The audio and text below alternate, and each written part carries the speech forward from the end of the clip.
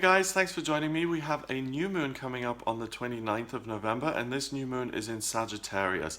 So as always, the new moon is a time of pulling in extra energy and getting ready for the next monthly cycle and starting again. So it's about planting seeds of intention and really focusing on what you want to create in the month ahead. So the moon is totally black. It's turned its face away from us. It goes inward and it becomes reflective and thoughtful, and it says, what is it that I really want to focus on here in the month, and in this case in the month of December. Now the energy that's being pulled in this case is Sagittarius energy, and Sagittarius is a really positive sign of the zodiac.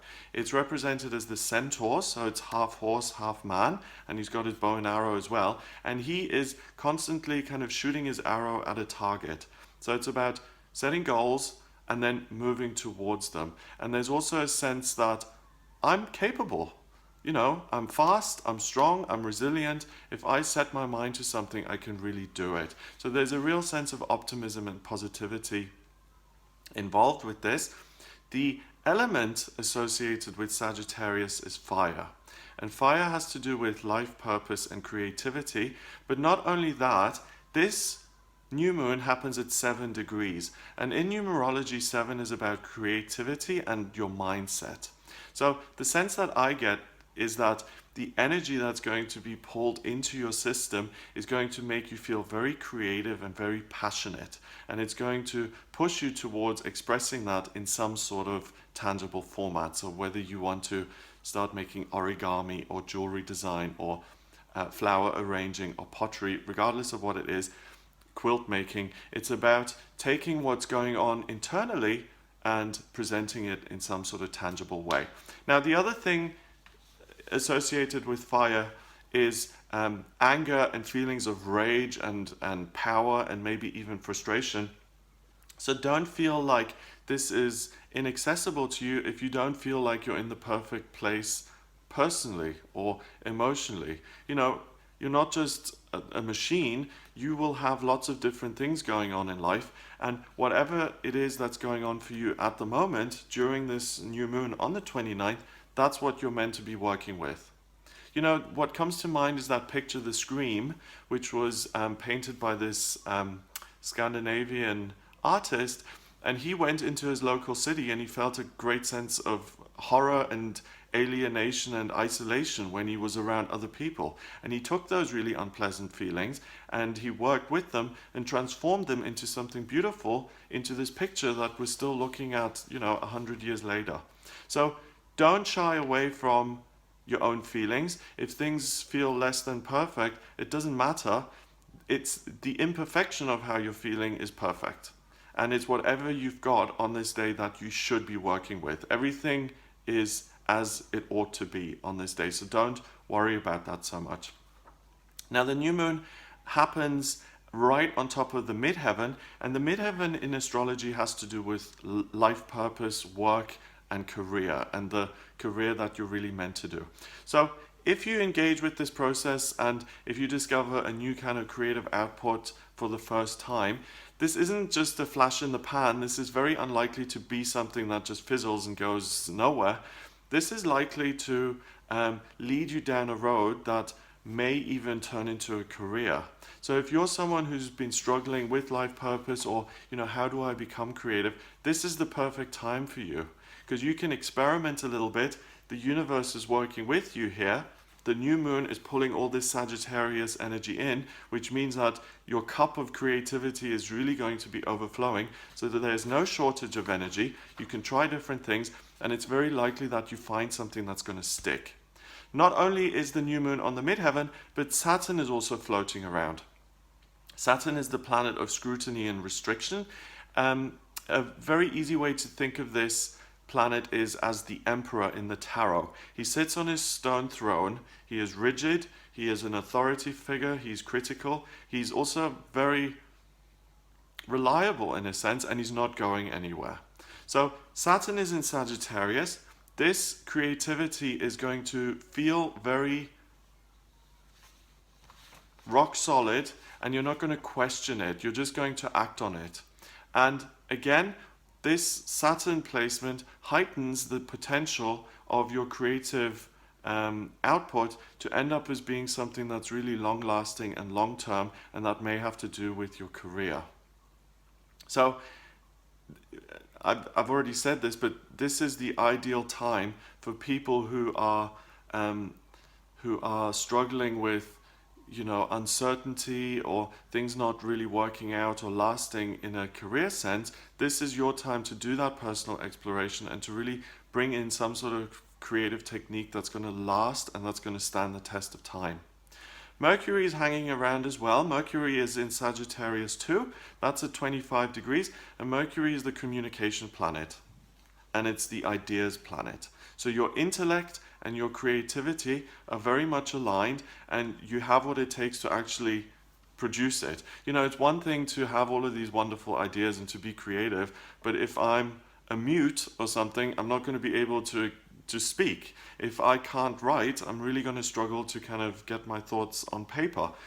That is not the case. Everything is aligning to give you a wonderful, easy outlet so that you can actually produce your thoughts and feelings, and you can find some sort of tangible format to put them in.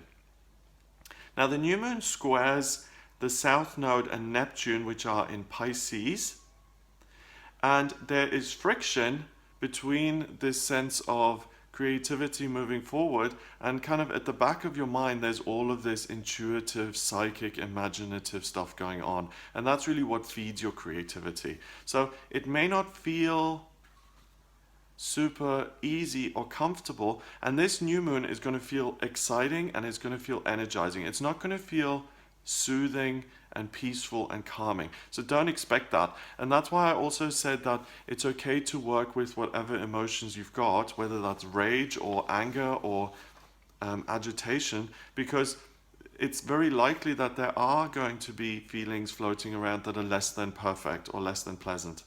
On the other side, the new moon squares the North Node in Virgo, and the friction here and the motivation is going to be, well, how can I take this creative output and how can I do something with it that's going to be something useful in my life journey, and something that I want to hang on to, and something that's going to be important. So it's about really thinking practically and planning your career and saying, okay, well, the month of December, I'm going to spend it painting, but really what does that mean for my job as a teacher? Am I going to keep being a teacher, or am I going to shift to being an artist full-time or a writer full-time, or should I be an art teacher or what? So that thinking ahead is very much present. Don't let that drain the fire that you're feeling in the present moment.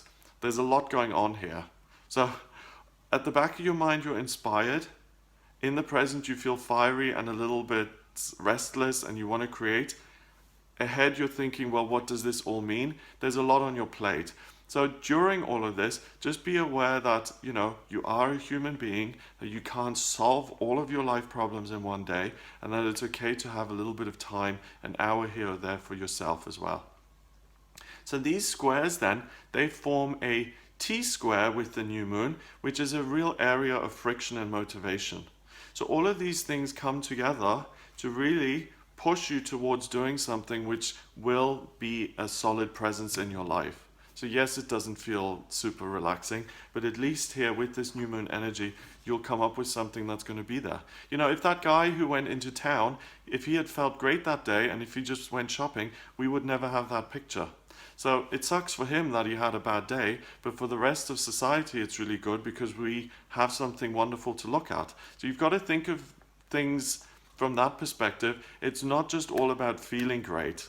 This new moon is about, what am I producing? That is the important thing that you should focus on. So what else have we got here with this new moon? There is a sesqui square. So the new moon is 135 degrees away from Uranus in Aries, and that's at 20 degrees. Uranus is the planet of rebellion and doing things uniquely in your own way. In Aries, it's about, get out of my way, I'm doing things, there are no obstacles, if I want to do it, I'm going to do it. And at 20 degrees, 1 and 2, it's about, the self in connection with something outside of the self. So in this case, some sort of creative tool.